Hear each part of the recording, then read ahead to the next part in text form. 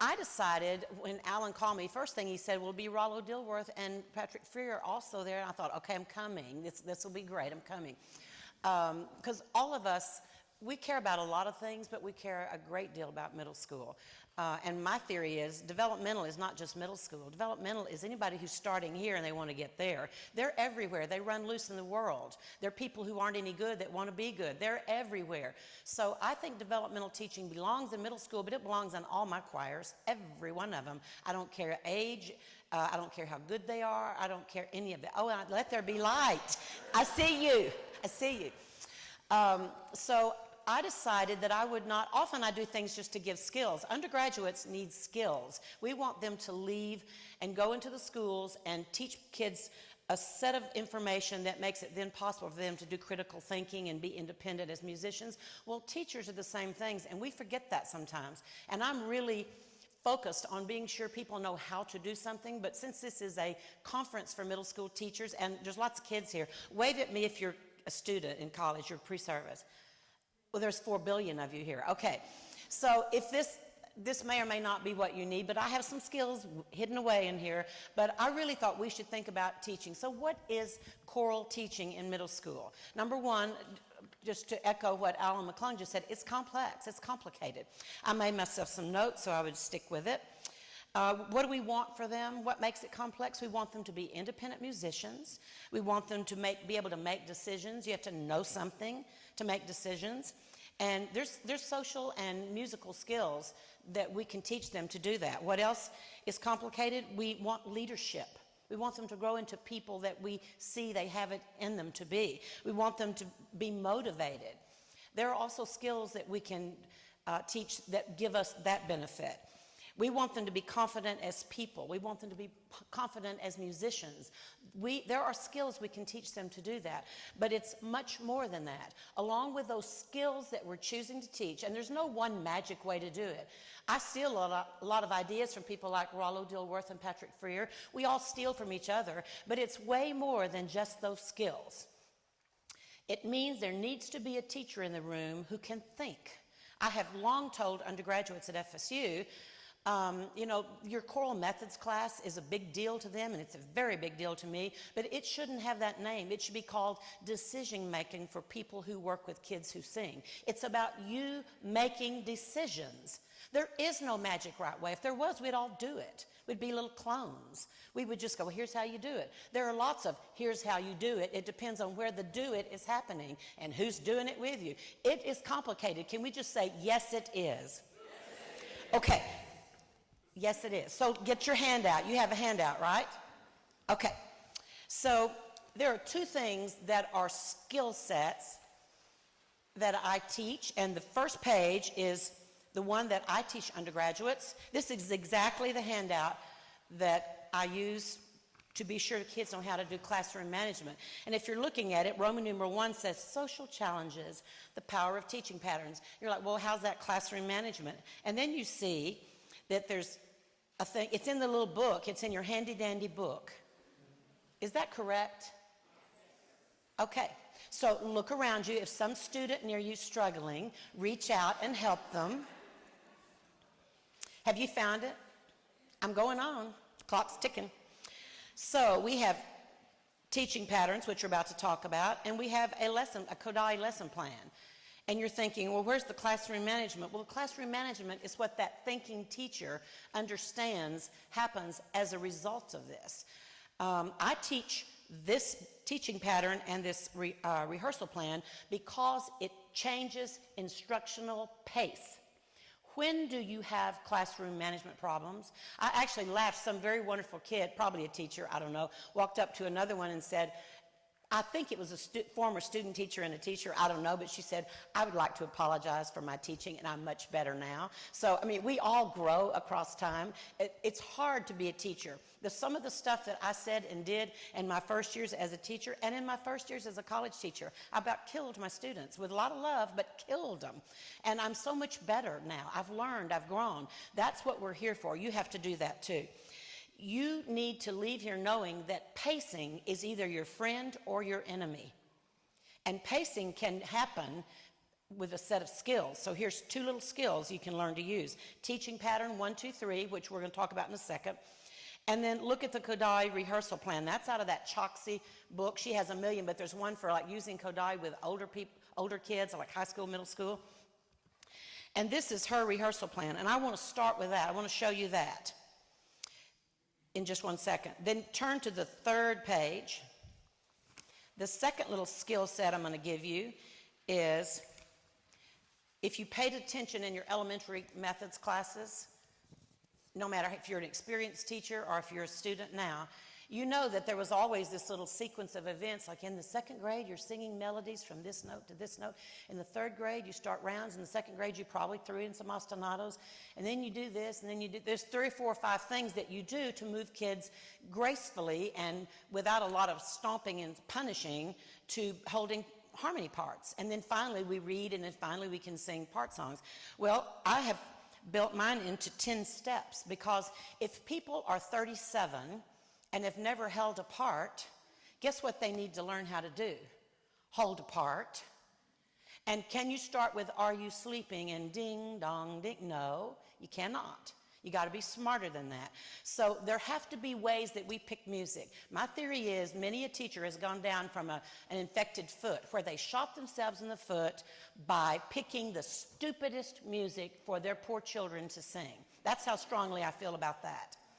I feel so strongly about that. You are your own worst enemy when you pick dodo music selections for your kids or your adults, anybody. So here is a set of skills that allows them to gracefully get there. It means 2 other things, and I don't know if you care about this, but I care about this a lot. It allows you to audition people in instead of audition people out. I am so tired of that, I could just vomit. I'm not saying that some kid gets to sing for you and tell you which choir they will be in. Oh, no, they don't. Nobody should tell you that. Not your guidance counselor, not your principal, not somebody's mother with a $5 million donation check, put my kid in. Nobody should tell you where you decide to teach your students. But there should be a place for as many as want to be there. And if your school's not big enough, well, have them move in one of those little shacks that they're so famous for and put something in there and get another teacher. People that should be able to do music. It's important. If it's important for anybody, it's important for everybody if they want to try it. So it allows you, developmental teaching keeps kids singing all the time. So now we've got them actively engaged. What do we know about active engagement? Here's my research contribution for the day. There are 4 billion studies that say the higher the engagement of students, the higher the achievement. Now, can we say that one of them proves the other one? Can we prove that just keeping them with you, busy, makes them learn? No, we can't prove it, but we have correlational data that shows when that goes down, well, so what? That goes down. When that goes up, well, guess what? That goes up. So there's no reason for us not to do that. So if you teach in a developmental way, all the kids are doing stuff, whether they don't know it. Some of them, it's new for the first time. And they keep their dignity instead of, okay, you 4 out there, Billy, Johnny, Marcus, are you seeing a trend? The boys don't know what the girls know. Susan and, oh, poor Mary. Okay, y'all come over here and I will do workshops. This is a steady beat. And the rest of them are translating French. Well, okay, but it's like, how long does it take first graders to figure out that the bluebirds, the redbirds, and the buzzards, they know the buzzards can't read. It doesn't take them long. The bluebirds read really well. The little yellowbirds read pretty good, but not great. And the buzzards don't read. It takes them not even a day. Well, how long does it take kids when you pull them out and do all this stuff to catch them up? Have class together. Have class together. Some of them learn it for the first time. Some of them know something about it. They're getting better. The more they need repetitions. How many repetitions do we need? 19 makes it a habit. 77 makes it knowledge, says the psychology literature. What are you going to do? Let's do so and me. Ready? 77 of them. So, me, good. 2. So, me, good. 3. So, we don't do that. We don't do that. We keep a rehearsal going. Some of them it's new. Some of them are getting repetitions and getting reinforcement, and some of them you're like, this time be thinking I'm going to let you add do and ti as needed. So be thinking you're going to make up a special part. That's not hard. That's not rocket science. That's not hard. It just means it has to be your value system. So audition kids in instead of audition them out is one result of developmental teaching. Another huge result is that you can make kids succeed, all of them, all of them. And what does that matter to you? It should matter a lot, because go in your spare time, go read the research on motivation theory. If I hear one more high school history teacher say something stupid like, well, you know, it's my job to go in there and teach them history, and it's their job to learn it. They're supposed to motivate themselves. I'm sick of being told I have to motivate. Really? Really, you are? That's part of teaching. So music already makes us better. They could hate our guts, and music will still motivate them to some degree. No matter what we do, they're going to love some music, or they wouldn't even be there in the first place. Most of them, unless they've been dumped in there. But if you want kids to be motivated, do you know what the number one first step is? They have to be successful. They have to be successful. And so developmental teaching allows that. So we're going to do this little thing second. So go back to the first page. Go down to that Kodai lesson plan and look at the very first thing. I'm going to call out warm up, and I'm going to say how long, and you're going to say 10 minutes. So here we go. Practice warm up. And what are they doing? They're not doing what we think of as warm-up. They're doing inner hearing. They're doing solfege drill. They may do some conducting. Kodai is a wonderful curriculum. I'm not a purist. No one's chosen to certify me. I've not tried, but they have not certified me. They don't want me to be a purist. I'm not one. But I certainly steal a whole lot of stuff from Kodai because it's so excellent in choral settings. The second thing they go to is vocal technique. How long? And they're working on intonation and solfege. Now, if you're a singer, you're having little heart palpitations here so far. We've not warmed up, and we're not worrying about tone, but okay. Third step, what's the third thing? The most difficult piece. How long? Now, look over that whole minutes. What's the longest thing of the whole day? The most difficult piece, yes. And it's 15 minutes, and it's development of parts. Now, that could mean just signing in the air. It could mean reading something off the overhead, just a line that will eventually show up in the music when they get to it. It's anything that is making them move forward in their ability to read without the piano. Then we switch to polish or memorize. How long is that? And that might be something like they're trying to get them to sing their vowels correctly, or a dynamic scheme, or it's something that they're not on the first day. They've moved into the process. And then they switch to reading a new piece. How long is that? And once again, that might be, look for patterns. Look at the third measure on the bottom of the first page. Now, can anyone go to the last page and find a similar measure? Or can you find a section? Or it's just working your way through the piece, trying to do some patterns, etc. What's the last thing? Favorite piece. How long? Okay, and they're just enjoying singing. All right, so if you take that, which comes from the Kodai pedagogy, and here's my version of it for middle school. Woe unto a student teacher that doesn't show me 7 changes. I'll never argue with what they do because I assume they're pleasing their teacher. I mean, I might argue, but I'm not going to say anything in that setting. But I'm counting to 7. That I've got down. I want you to change. Now, why? Why am I wanting them to implement this? Because we already know from the pacing research that change of activity is what drives pace. There have been like 8 or 9 dissertations in the last 6 or 8 years, and they go at things differently, and there's one thing they all have in common, and it's not so much what you change to or how you change it, it's that you change what you're doing. And right here is where I'll confess, in my first year of teaching in Big Spring, Texas, I had my advanced choir, which was a motley crew of juvenile delinquents, and I picked, let's see, Della Gioio, a Renaissance piece, and a madrigal. Della Gioio with 2 solos, actually. And I was bound and determined, I was going to leap tall buildings. Well, one day, I stood them on the risers for 47 minutes out of the 50, drilling how the phrases would go. Now, they made a 1. They couldn't have sung that song differently if someone had offered them $5 million. I just beat it into them. Every possible thing that's wrong, I did it with good intentions. They did make a 1, and they were pitiful children, so good on them. They made a 1. They made a 1. I gave them that. I'm going to take a bow on that one. But everything else I did was so wrong, so wrong. And they tolerated it because they loved music, and they knew I was trying. I was trying to love them. Okay, So this sets up pacing. You don't go very long on any of these. You could maybe steal these guidelines from the Kodai, but look what it looks like if you go into choir instead of into a general music classroom.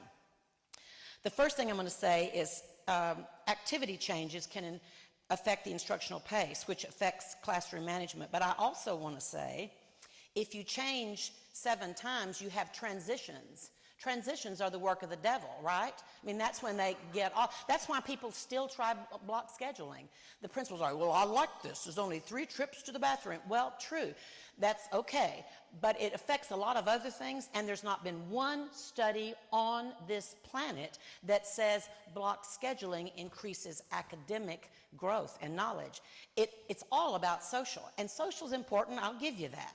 But you're going to have to understand that if you don't work 30 minutes on the wrong piece you picked and you're beating them to death, if you don't work that long, then when you change every 10 or 15 minutes, there is a transition, and you better get your wits about you about how to do that. You better have procedures. Effective teachers use routines.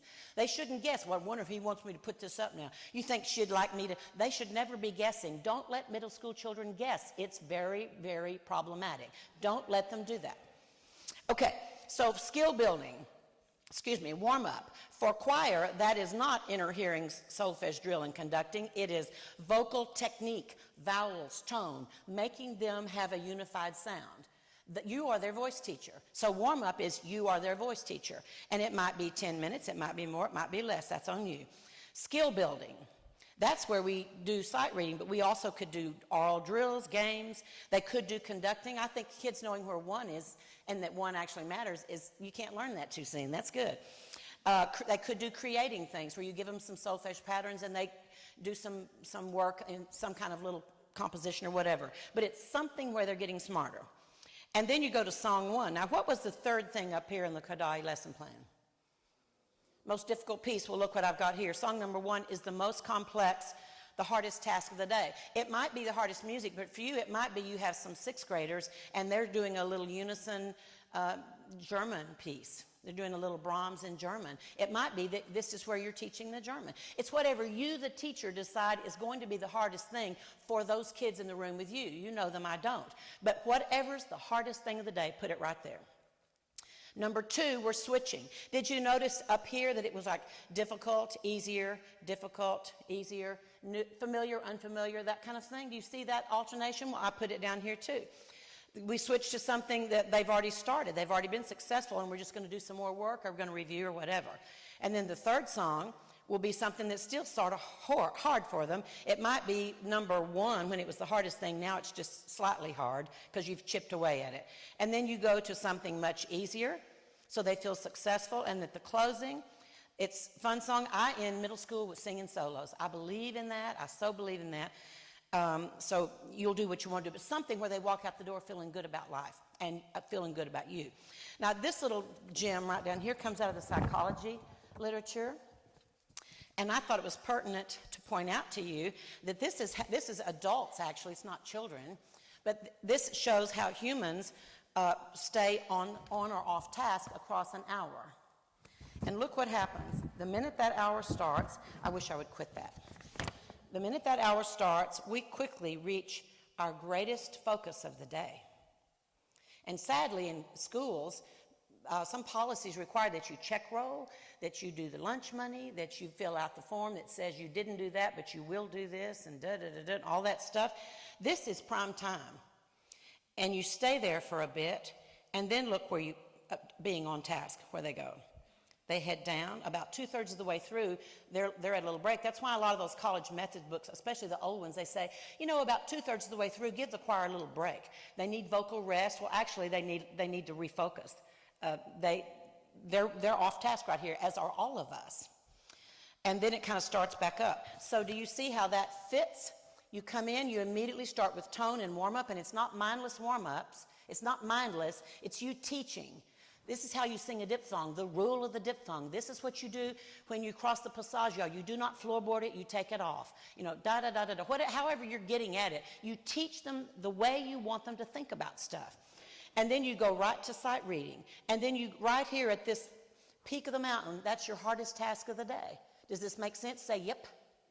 Okay, and then we go down to here, we go, my last passing thought is, if you have a church job, who has a church job? Most starving choral people do.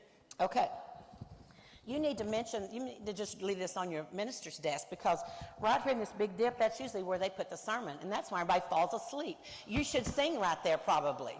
So this is on task for adults, so children in middle school are probably a little less able to stay with it for the same amount of time. But there is method to this madness. Can somebody out there tell me what you've taken from this business about the Kodai lesson plan? Any comments? I'd like you to just think how you could use it next fall or Monday or whenever.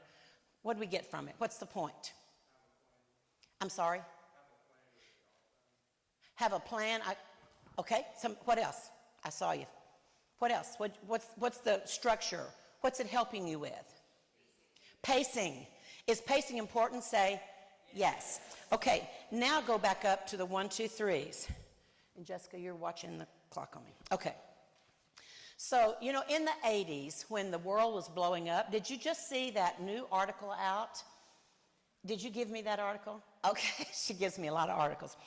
There's a new article out said, a nation at risk, we may have misinterpreted the data, because that's when all this school assessment blew up. You know, oh my God, they don't know anything. Well, and we started doing stuff, and we're still doing stuff. Here we go. So that's when they really started looking at low-achieving students, and like special education classes or Title I or any of the low-achieving students. They were really first starting on that, and they came up with something called direct instruction. If you say direct instruction in front of people today, they just have heart palpitations, because it's so scripted, it's so controlled, it's so this, it's so that, and every bit of that is true. This is a spin-off of it. It's my version of it, because it is a great structure to make you, the teacher, structure your behaviors that match research. What do we know about learning and research? What do kids need? They need you to tell them what you want them to know. And once they know some stuff, then you move to higher order thinking skills, and you structure opportunities for them to figure out, well, what do I need to know and how shall I go about it? That was never in direct instruction, but that's in my world. So they need to know what you're focused on. I hope you will never again, till the day you die, do this in a rehearsal. Okay, choir, sit up, here's your pitch, boop, and let's just see what we can do today. Ready, sing. Well, if you have professional musicians in front of us, I'm quite fine just seeing what you can do today, because you have a little musical computer where they're going chit, chit, chit, chit, chit. You're thinking and watching and seeing almost everything I am, if not more. And that's fine. But if you have people who don't yet know anything, or they don't know anything, or in those kids who I kind of know it, but I just sometimes get lucky and I don't always know it, and then these kids. So if you tell them what you're listening for, they can focus on trying to do that. How many things could go wrong if you said, sing Amazing Grace, ready, sing. I want you to actually sing. Ready, sing, Amazing Grace. Now, I heard some harmony there at the beginning. I don't believe I asked for harmony. Now, someone was going, you know what, I'm gifted. I think I'll harmonize. She's going to love this. No, you're guessing. You're reading my mind. Don't try that. Don't try that. Don't let them try to read your minds.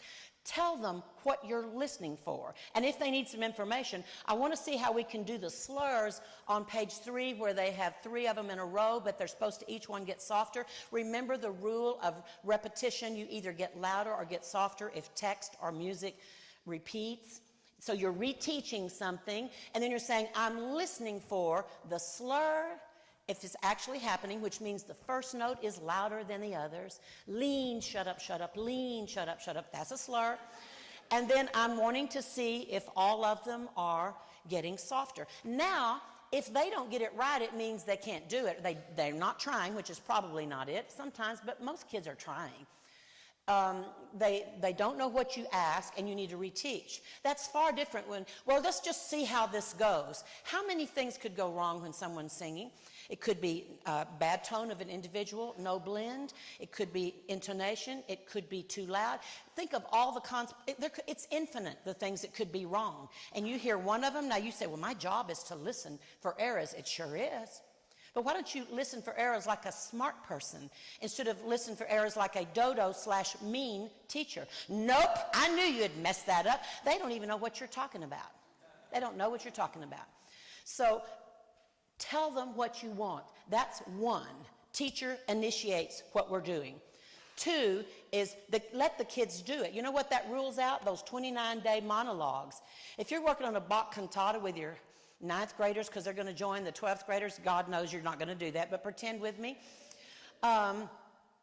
If they are trying to get all that right and you're working on certain pitches because you're still at that stage in the hierarchy of getting something ready, why would you stop and tell them the music history? You know, there's mostly soprano and alto duets in this one. Do you know why? All the men were at war, and then this happened, and that happened, and then these people died, and so some others came over, and they sang the tenor. That is all important, and should we connect music history to what they're singing? Yes. But should we do it the day they're missing all their notes? Probably not. Probably not. I think God punishes people who do that. I think they leave teaching. I don't want you to leave teaching. I want you to be better. I want you to be better. So we let the kids sing. That means you tell them what you want, then shut up, let them sing. Now here's the big one. The 3, which you won't always have a 3, but with developmental choirs that are terrible, you'll have a lot of 3s. With the 3, you tell them if they got it right or wrong. And if you tell them it's right, you tell them why. And if it is wrong, you tell them why. And then, and we also have research on this. You know how long our tell them right parts are, the positives? They're like 8 seconds. You know how long the tell them wrongs are? 1.5 minutes. Why do we do that? And then, but then when we turn the page, not only did you miss that, no, when you turn the page, there was a diphthong that just jumped out and hit me. Somebody's German was wrong. And then I thought about the beginning, you weren't even in tune. And we just, it just snowballs. It's like fighting with someone you love. Pretty soon it blows up. And instead of like, you left the toilet seat up, now everything you ever did, we're going to talk about now. Don't do it. It doesn't work in marriages. It doesn't work in school. Don't do that. Don't do that. Your children cannot divorce you, okay? They're with you. They're with you. So let's get somebody in 2s or 3s. You're going to have to turn around and just smile at someone. Get some little groups. I want you to touch the one, go down underneath there on the next page. Are you on that next page? Yeah. And I want you to look at the 4 kinds of ones we can have. We can have 1A, which means something academic, like let's get louder at the top of page 7, or please, more rounded lips on the ooh. Some of you are a little too strident, or whatever you're after. Something that's about the music is academic. 1D is giving directions. It's like, well, when we get to page 4, I want whoever has the motive of the fugue to stand. Or if you're singing 8th grade Handel, whoever has that theme A, stand. And then if you have theme B, you clap. You clap the rhythm, da, da, da, da, da, whatever it is. It's giving them, telling them how to do something. Number 3 is social, which is, Susan, if you hit Billy one more time, I'm going to take action, or whatever it is. And it's also moving the kids around. For me, it's tenors come to the piano, circle around me, and I want the tenors. I'm always in the middle of the tenor section because they've just left the land of I'm so special, I'm on the melody, and they'd prefer just to take it down the octave and bring it. And no, we're not going there. Okay, so off task. Is anyone hot in here besides me? I am actually hot up here with the lights on, but I like the lights. So, or the ping, would you send Billy to the counselor? Or does anybody know what we're having for lunch today in the cafeteria? It's not that day with a mystery meat, is it? I just forgot my lunch. That's all off task. Now, is off task totally bad? Probably not, because it's a part of social. Maybe some kid that hates your guts and you said, did you really eat the mystery meat? That might be the best connection you've had with that kid all year. It is off task, but it could function. So there's no hard and fast, but we really want 1As. So I want you to turn to somebody around you and each one of you say to each other an example of a 1A that you really might tell your choir kids, such as, I'm not liking the rhythmic precision, so we're going to sing this whole song on staccato so that you show me you understand how this rhythm pattern goes. So make up something that you could really say, then the other one goes, good job, and then they say one to you. Do you understand what you're doing? Wave at me if you do. I'm walking around listening. Go. Oh, no, I'm not. I'm just looking. I'm trapped up here. Turn and talk to him. He's feeling left out. Or are you a parent? Parents are exempt. I made a parent do a 1A.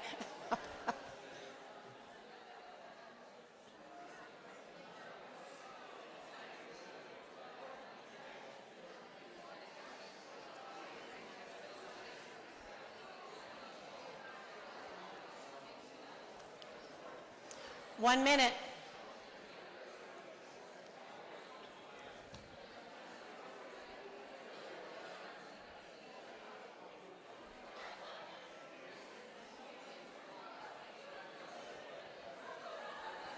And stop.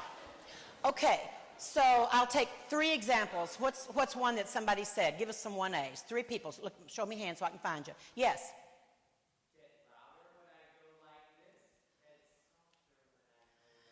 That is so wonderful, and you know what? It cued my mind to John Feyerabend and his word. Well, I've been threatening bodily harm for about 5 years to choral people. To what is wrong with us that we don't steal from elementary more? John Feyerabend is just a guru with young people. That's his specialty area, but he's truly amazing.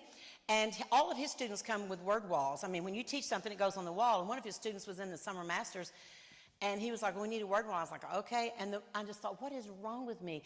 Because if kids really do need 77 repetitions, some of them could be visual. So the minute you teach, he said, when my hands go like this, you get louder. When they do this, you get softer. So that's actually Kodai, experiential learning. Make them do it, then label it. We call that crescendo, decrescendo. Walk to your word wall, ka-chung, put it up. Now, all year long, you say, okay, I see something. Anybody seen one of these?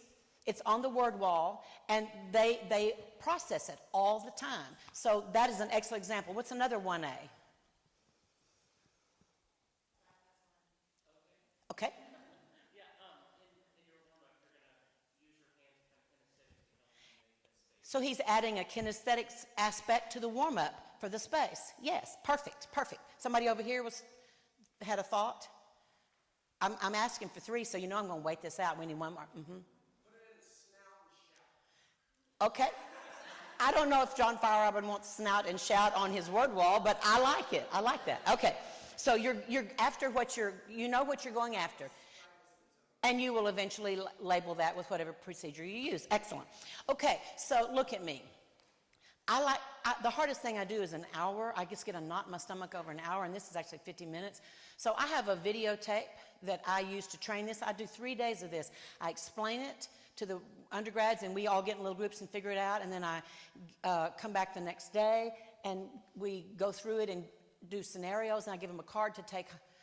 I give them a card to take home the first day, and they come back, and we videotape them up doing the 1, 2, 3 samples, but they don't tell us what they're doing. It's just they're doing what I told them on the card. And then the 3rd day, they watch it, and they label it. They're loaded for bear after that. 3 days, I introduce it, I let them think about it, practice it, experiential learning, and then boom, we watch it, and they're good to go. Your world will change if you will stop talking. Tell them what they need to know. You may need to explain something. This business of 7 words. 7 words with you, I'm good because you know. But if they don't know anything and no one's home up here, you have to teach them something. You can't say, okay, I want you to be more expressive. For some kids, they don't know, what does that even mean? There's a lot of things we do expressively. There's a lot of ways to be expressive. Some kids are just like, I'm being expressive. Well, no, I meant sing more expressively. I meant the rule of word stress, or I meant the rule of ascending crescendo. I meant whatever I meant. So tell them, teach them if you need to, or remind them and tell them what you want them to do. Let them do it. And it's not like sing 2 bars. Nope, right there I heard a diphthong. Nope, do it again. No. Tenors, you're way too loud. The balance is off. Okay, do it again. We haven't gotten 3 measures. That's called the Gestapo choir. That's beating your choir up. Don't do that. Tell them what you want. You have to let your ears know, oh, I hear 12 things wrong. Okay, you're an adult.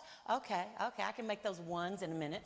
So tell them what you want. Let them do it. Tell them how they did. Newsflash, boop, boop, boop. I want your attention here. The most powerful teaching you have with beginners is to restate what they did right, not good. Now, good is cheerleading. I call it cheerleading. Cheerleading is very valuable for social things. I've seen many a teacher go, oh, I love my choir. That was so fabulous. Well, they don't know why they're fabulous, and it may never happen again. But they all love each other. They know they made her happy, or they made him happy. But if you say, oh, my God, that was the best I've ever heard. The forte was a pure forte, and then you decrescendo down, and it was a stunning pianissimo. Now they know, oh, that's how she likes that. And they can do it again. So we call that specific feedback related to the one. Specific related feedback is your friend. Do you promise me you'll go home and try that? Say yes. Okay. I'm putting this up because I have to. Turn the page. I had written down to let 3 people come up and do some little scenarios, but nope, not doing it. Okay, the hierarchy for independent singing. Here is what you don't ever, ever, ever do in choir. Even if you pick the wrong music and it's going to be awful. Okay, tenors, here's your part. It's Christmas time, oh yes, it's Christmas time. Yes, yes, yes, oh yes, yes, yes, oh yes, it's Christmas time. Christmas, Christmas, it's Christmas time. Sing it, tenors, la, la, la. They do it. And then we put it back in with a melody. And what do the tenors sing? La, la, la, la, la. No, no, no, tenors, it's Christmas time, it's Christmas time. We have to stop teaching like that. If your kids can't read, don't pass out part music. Teach them to read. Now, I'm going to tell you, I'm pretty old, and when I started teaching, good luck on finding sight reading stuff. We have many wonderful sight reading things out loose in the world. Some of it's in the room with you. We have many resources. Find something that you believe in. There is research on sight reading. Most of it happened in Texas schools. Sight reading about does it work or not. There's not been anybody outside the state of Texas that's even tried that. Most people want to know, well, who's doing it? How do you do it? And those are important things to know. That guides us. But there are places where they found, they've tried method 1 versus method 2, and guess what they found out? Kids learn to sight read if you pick a method of your choice and stick with it. It doesn't, I mean, I know what I think you should do, and if you ask me at lunch, if you're a student, I'll tell you what you need to do. However, it's not important beyond, are you committed to it and you will put it in their world? You will make it happen. That's what makes kids sight read. So what can you do? Can you say, well, we can't sing for 5 months until you can sight read? You'll have 2 people left in choir. They'll be bailing on you. So here is your thing. So let's look at this. Sing a melody, which is kindergarten and 1st grade with some range constrictions. In mixed choirs, in middle school, in mixed choirs, high school, if they're terrible, and the new teachers, then you say, well, just sing this melody, and let me just see where we are. Let's build tone. You're going to get a bag of cats in the middle of the tenors, right? And rah, rah, 29 notes. They can't sing unison very well if they're not yet trained. So I will fix that in a minute. Then you add an ostinato. What's something that in elementary school they add? Ding, dong, ding, row, row, row. We can't do those songs in middle school. If you took your ed psych class, you already know that children in middle school would rather take a beating or go to prison than look terribly different from what other people are doing or look childish and baby-like. They're trying to be grown, and they're not, but they're working on it. So you can't ask them to do silly stuff. You could come closer, get in high school, and say, just humor me on this. I got some pedagogy I need to do, and it'll be easier and painless for you if you'll just sing row, row, row. Your boat, and they go, okay. They'll come closer than middle school kids. So you can't add that. You got to find ostinatos that are not dodo. Number 3, partner songs. What is a partner song? 2 melodies running loose in the room at the same time. We can get there. What's 4th? Add a descant. High harmony, our ears hear it. 5, root of the chords. I stole this from it's in the Kodai book, Sing the Root of the Chords, but I stole it from a great session, like Kansas or Missouri, somewhere a high school teacher was doing improv, and they start with the root of the chord, and they had this little procedure. I just loved it, and I thought, well, why don't I just use the root of the chord for everything? I do. Vocal chording, which we're just about to do. Sing phrases or sections of around. Why does that not say sing around? It doesn't say sing around because people get lost on around. It takes too long to get that melody straight. I've heard adults on that, do, no, no, that, right? And you got 3 or 4 sections going. I have seen adults go, do, no, and the minute they hear that, the next one goes, woo, woo, and then we're all off, and it's just because your mind is not engaged because it's not hard for us, even adults. So you do give them a little chunk, and that allows you to find pitches. There was an old fellow named Sandy McNabb who had for his supper a very fine crab and had to be carried home in a cab. So you find the key that your baby tenors can sing, what note they have, and then, and had to be carried home. That's their note because you can get one note that match and you stick with it. So it allows you to do pitch matching, and it allows them to just have a small chunk that they hang on to. Does that make sense? Okay, what's the next one? Sing the round. And then number 9, circle number 9, that's where you need to quickly get to and hang out. If you're in a school with great kids, I still would feel good about you if you shot through some of this stuff, but you might do it in a week because you've got children like mine, children like you were. You've got those people, and they can do stuff. Maybe they don't know anything about music, but it's not because they can't do it. It's just nobody's told them yet. You can tell them in a week, and they're like, oh, when you say do, re, mi, like if I had my thumb on middle C for the concerto that I'm about to burst into, well, oh, that would be do, re, mi. Yes, yes. So they're just relabeling. They'll go through this. You need to start your year in middle school at the very hardest singing transition songs. And those are pieces, I actually made this up, it's not in the literature, but trust me on this. Those are pieces that have some of this stuff in them. A lot of children's choir music has a beautiful melody, and then the next verse is a descant, and then there's maybe an ostinato, and they end up in 3 parts, and it's painless. So those kinds of things. If there's a canon, where there's canon entrances, middle school 8th graders need to sing polyphonic music. You need to stay in the Baroque period with them because the tenors don't come in the same time the sopranos do. There's no hope for those little boys that have just changed. But if the sopranos, da, da, da, da, da, they have a shot at getting it right. Instead of going, no, tenors, you're singing the soprano down the octave again. How many times can you do that before you affect the community, the sense of community, the climate, your relationship? And then we start stomping around, and now we're mad. We shouldn't get mad. We should get busy. Don't get mad, get busy. Okay, and then finally, you can pull out anything you want.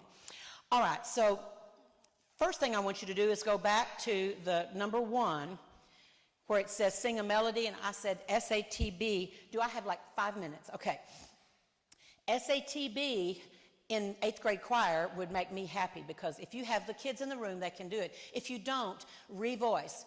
I beg of you, don't choose SAB music. I beg of you, don't choose SAB music unless it's for a boys' choir. I know why you choose it, and I understand it. I'll never like it. If you see me like in 12 years and I'll be rolling around somewhere and you say, you know, I try, but I'm still using SAB, and I'm basically a nice woman, probably my manners would say, oh, well, that's okay. I'm sure it was a good choice. No, I'll be saying, you're broken my heart. I'm crushed. It's the work of the devil. That's what I'm going to say to you because it's bad for the boys. Yes, it is bad for the boys. The bass has to stay so high. I've had 2 7th grade basses with low E's, and they could hardly sing. Their high note was C, an octave below middle C. Well, those are the kids that drop out if everything hangs out up here. You don't want them to drop out. They got hair on their chest already. You don't want them to drop out. And then we've got to have this little tenor part for the baby boys. I understand and support that. It has like 4 notes. And then we've got the soprano. And the soprano can't be high because the music theory teachers from your past will come in on a broom and kill you for spreading it out too far.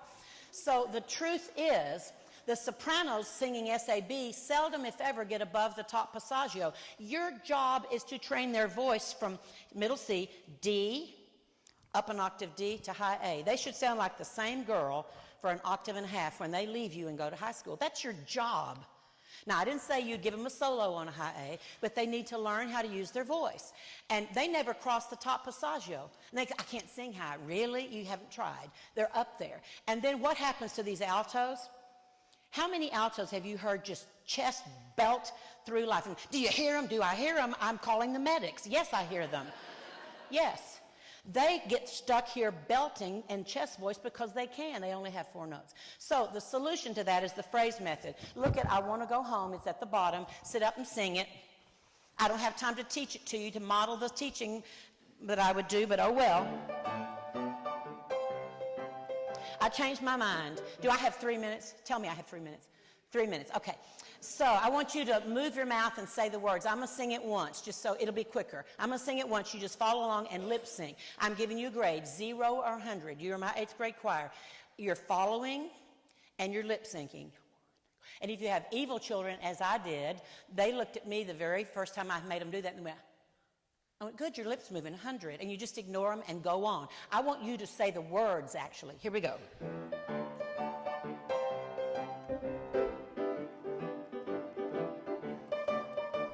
I want to go home, I want to go home, I want to leave the school, my pencil, paper, and books. I'm tired of it all, I'm tired of it all, I'm tired of study, recitation, question, and looks. I want my iPod, clap, clap, I want my TV. I want to get away from it all. Sit up and sing it.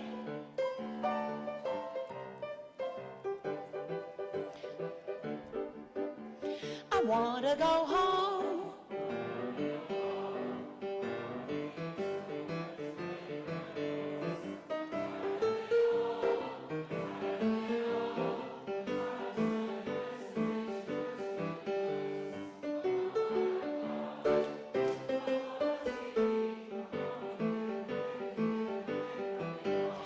Jazz hands. Okay, so in my last remaining minute, look at this. You go every phrase of any song. Now, all songs won't do phrase by phrase. Look at every phrase. High note, low note. The first one is a B flat up to a G. Can all the sopranos and altos sing that? Yes. Could the basses sing that down the octave? Probably, yes. Depends on who's in your class. So the next phrase is the exact same. The next phrase is, I'm tired of it all. That's E natural up to a B flat. So E natural up to a B flat. Can all the trebles sing that? Yes. Can you drop that down for your basses? Yes. Could your tenors sing it? Probably not for the low E flat, but maybe. Depends on who you got in there. So you pick whoever can sing that. And then the next one, I'm tired of study. I'm G, B, G, A, G, B, G, A, G, D, D, D, D. That E would go too low for the tenors, but you could rewrite it, da, da, da, da, and make that work. And then look at, I want my iPod at the bottom. That's just a D major chord. Could all the trebles sing that? Yes. Could all the basses sing that? Yes. Can the tenor sing it? It's either too high or too low. No, they can't. And then look at this one. C, C, D, B, A. Tenor heaven. Tenor heaven. They can sing that. And I've even done this as a concert where they leapt off the risers and did a little choreography and brought the, it was vulgar, but they brought the house down and they came in. 3 hairs had popped out on their chest that night. I mean, they were manly men. They were ready. So use phrases, and I would say, sopranos, stand, and they'd sing a phrase, altos, basses, tenors, and you just do, and then you get them to the microphone. If you have classroom management problems, the microphone is your friend. They'll do anything to get to sing at the mic. Get one set up. And then, oh, I got to take the mic away. Sorry, we'll try again tomorrow. They'll come in tomorrow better. Then you put them in groups of 3 or 2, and then 1, and pretty soon you just start that music and they start raising their hands and they want solos. Kids love to sing until we teach them not to. Raise your right hand. I hereby vow to continue with dedication that is so essential to middle school teaching. I'm probably going to try my best to use the 1, 2, 3s,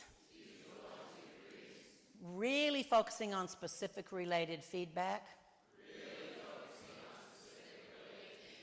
And I swear on every Bible to every God that I will quit picking music that I like that kills my kids.